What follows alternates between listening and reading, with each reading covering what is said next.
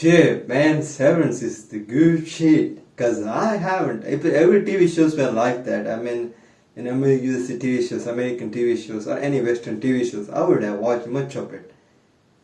Like the idea of, if you're like a sad little shit boy who can't go to do work because you're having a lot of shit happening to you, understandable. And sometimes you don't want to do a fucking 9 to 5, you don't want to do those works. What are you gonna do? What are you gonna do? For that, we have in this show a company called as Lumen who started doing this procedure called as Severance.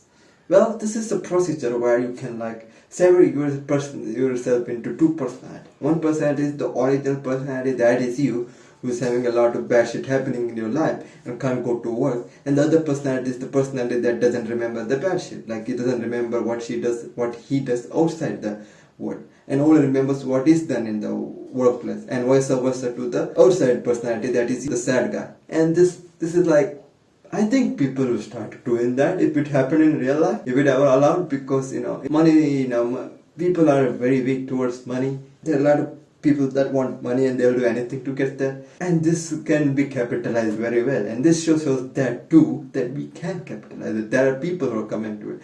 We only are shown that there are only poor people, but there are around thousands and thousands of people scattered having severance around the whole world. Like, when you think about it, that's crazy, dude. That's crazy. So this show is about that, right? This and this innie personality is in this workplace of this Lumen, which looks like a rat trapped in it, and they're experimenting on those rats because the place is so white and like there is no personality whatsoever. It feels like there is nothing in there. Like they are not trying anything out there, and their innie shouldn't have influenced by anything else apart from their work and Kira. And they should. And that Lumen place is actually a cult-like place. So they have to worship, they have to think that Lumen, this guy, one guy who created this company, Lumen Company, is God. He's the God. And dude, it's just the starting. It's just the fucking starting. Like, dude, we are not in the meat of this shit. Oh my god, this is just the starting, we're shown these people, that act like everything is good, but that they're one or the other day they're gonna crash you, and they're gonna bite his ear off.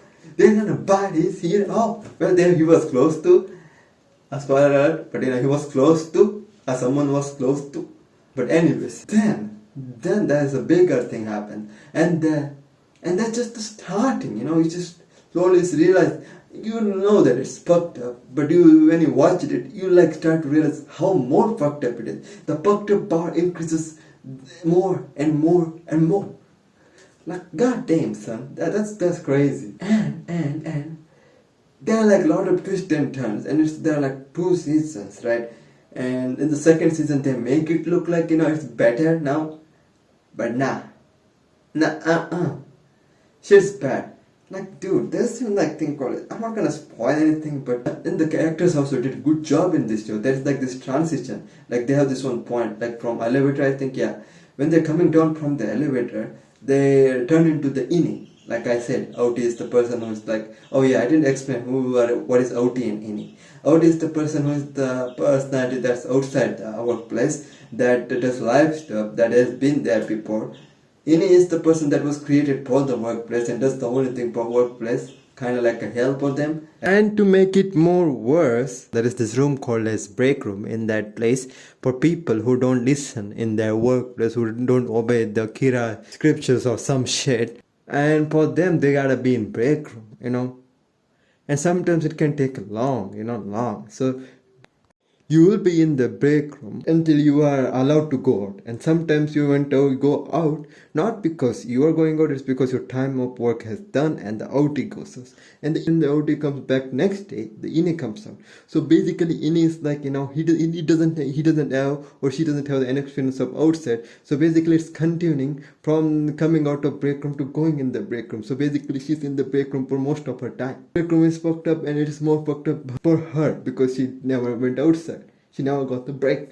And they are a person at the end, we see that, and as the show goes on, we are seeing more and more that they are a person and they want more things than just doing work and sucking Kira's cock. And not only the fucked up part is the interesting part about it, there are like some plot twist that changes the whole story into a different thing.